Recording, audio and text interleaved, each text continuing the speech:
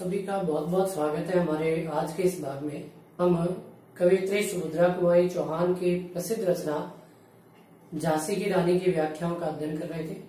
आज हम इस अध्याय की अंतिम जो शेष रही व्याख्या है उनका अध्ययन करेंगे। देखिए, तो भी रानी मार काट कर चलती बनी सैन्य के पार, किंतु सामने नाला आया था यह संकट विषम अपार। देखिए, इस काव्यांश के माध्यम से कवियत्री ने रानी के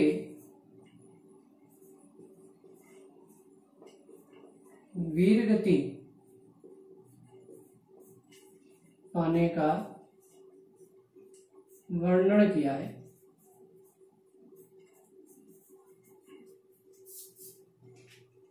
तो भी रानी मार काट कर, अर्थात कवियत्री कहना चाहती है कि जनरल ह्यूरोज और जनरल स्मिथ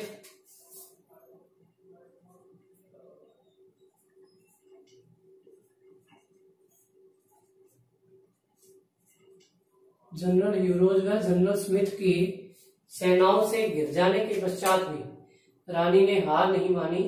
वह मारकाट मचाती हुई उन सैन्य संगठनों के पार निकल गई,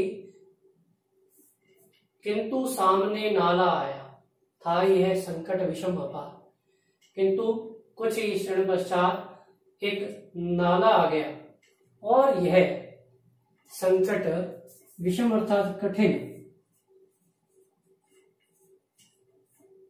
अपार जिसे पार ना किया जा सके।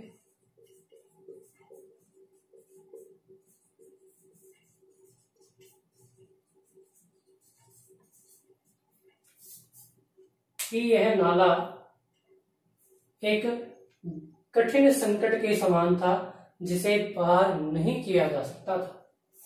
घोड़ा अड़ा नया घोड़ा था, इतने में आ गए सवार कि उस नाले को देखकर रानी का नया घोड़ा बीच मार्ग में ही रुक गया और इतने में पीछे से अंग्रेजी सेना आ गई।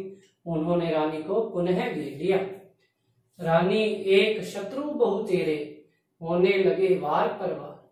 कि रानी तो वहां अकेली थी, परंतु उसके शत्रु अनेक थे। बहु तेरे अर्थात अनेक। और ऐसे समय पर रानी और अंग्रेजी सेना में वार पर वार होने लगे। घायल होकर गिरी सिंहनी और रानी अंग्रेजों द्वारा किए गए प्रहारों के द्वारा घायल होकर अपने घोड़े से गिर पड़ी।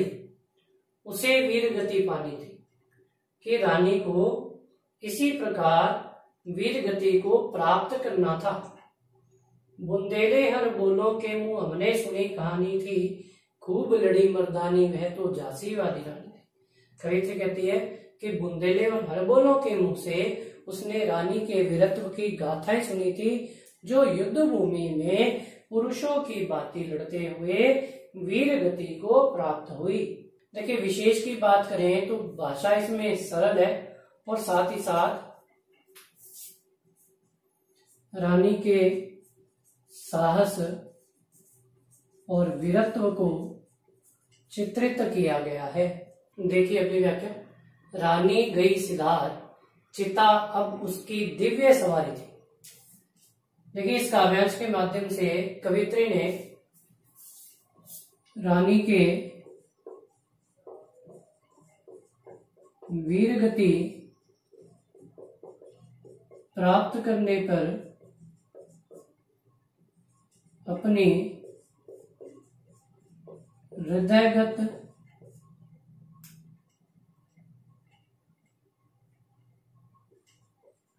मनोभावनाओं को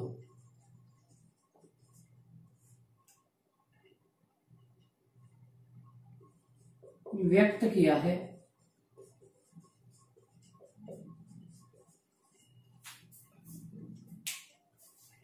कि रानी के सिद्धांत कि अंग्रेजों की सेना का मुकाबला करते हुए रानी वीरगति को प्राप्त हुई अर्थात वह परलोक सिधार गई। चिता अब उसकी दिव्य सवारी थी कि उसकी चिता ही अब उसको ले जाने वाली किसी अलौकिक सवारी के समान थी। मिला तेज से तेज कि रानी का तेज उस परम तेज अर्थात परमात्मा में विलीन हो गया। तेज की सच्ची अधिकारी थी कि अपने वीरत्व, पराक्रम और स्वाभिमान के कारण वह इस ईश्वरीय तेज को प्राप्त करने की सच्ची अधिकारी थी। अभी उम्र कुल 23 की थी, मनुज नहीं अवतारी थी कि जब रानी को वीरगति प्राप्त हुई तो उसकी आयु केवल 23 वर्ष की थी।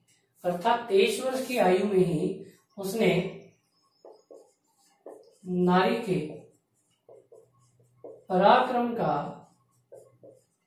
नया अध्याय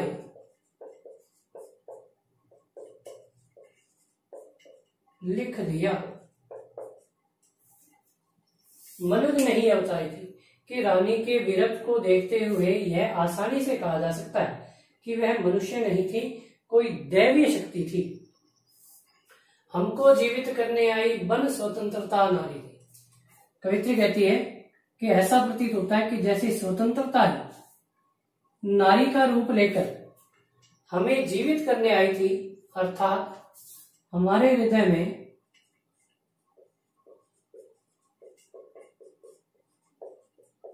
निराशा के भावों को दूर कर स्वतंत्रता की अलख जगाने आई थी।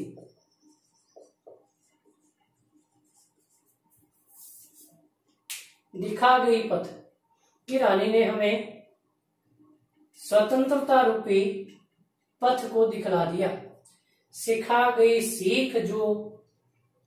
गई हमको जो सीख सिखानी थी कि वह अन्याय व अत्याचार का प्रतिकार करने की शिक्षा देकर चली गई। अर्थात उसका जन्म हम भारतीयों को शिक्षा देने के लिए ही हुआ था। बुंदेले हर बोलों के मुंह हमने सुनी कहानी थी, खूब लड़ी मर्दानी वह तो झांसी वाली रानी थी। कवित्री कहती हैं कि बुंदेले और हरबोलों के मुंह से उसने रानी के वीरत्व की गाथाएं सुनी थी, जो अंग्रेजों का मुकाबला करते हुए रण क्षेत्र में वीरगति को प्राप्त हुई। देखिए, विशेष में सरल भाषा का प्रयोग किया गया और रानी के जीवन को एक दैवीय शक्ति के रूप में चित्रित करने का प्रयास किया गया। देखिए, जाओ रानी याद रखेंगे ये कृतज्ञ भारतवासी, यह तेरा बलिदान जगावेगा स्वतंत्रता अविनाशी। अविनाशी अर्थात कभी ना मिटने वाली।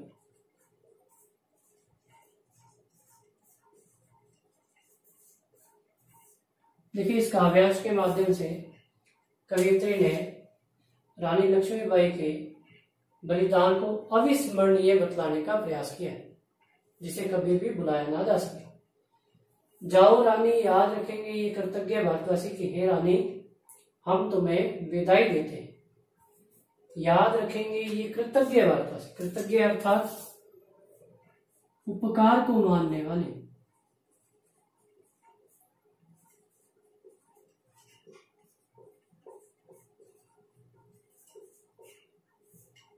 कि हम तुम्हें विदाई देते हैं, परंतु हम सभी भारतवासी तुम्हारे इस उपकार कदापि नहीं भूलेंगे, अर्थात सदैव याद रखेंगे। यह तेरा बलिदान जगावेगा स्वतंत्रता अविनाशी, कि तुम्हारे द्वारा किया गया बलिदान हमारे हृदय में सदैव स्वतंत्रता की अलख को जगाए रखेगा, उसे कभी मिटने नहीं देगा। होवे चुप इतिहास लगे सच्चाई को चाहे फांसी, कि चाहे इतिहास तुम्हारे इस बलिदान को भुला दे और चाहे सच कहने वालों को फांसी पर चढ़ा दिया जाए। और मदमाती विजय, मदमाती मद अर्थात अहंकार, कि चाहे अहंकारियों की विजय हो, जीत हो, मिटा दे गोलों से चाहे झांसी, कि चाहे तोप के गोलों से झांसी को ध्वस्त कर दिया जाए। तेरा स्मारक तू ही होगी, तू खुद अमिट निशानी थी, परंतु हे रानी तेरा स्मारक तू स्वयं ही होगी, क्योंकि तुम्हारा कर्म और तुम्हारा साहस किसी के द्वारा मिटाया नहीं जा सकता, उसे स्वयं काल भी नहीं मिटा सकता, अर्थात वे सदैव अमिट बने रहेंगे। बुंदेले हर बोलो के मुंह हमने सुनी कहानी थी, खूब लड़ी मर्दानी वह तो झांसी वाली रानी। कवित्री कहती है कि बुंदेले और हरबोलों के मुंह से उसने रानी के वीरत्व की गाथाएं सुनी थी, जो युद्ध क्षेत्र में पुरुषों की भांति लड़ते हुए वीर गति को प्राप्त हुई। देखिए, अगर विशेष की बात करें तो कह सकते हैं कि भाषा इसमें सरल प्रयुक्त की गई है, आसानी से समझ में आने वाली, और साथ ही साथ रानी के बलिदान को सदैव अमिट बतलाया गया है।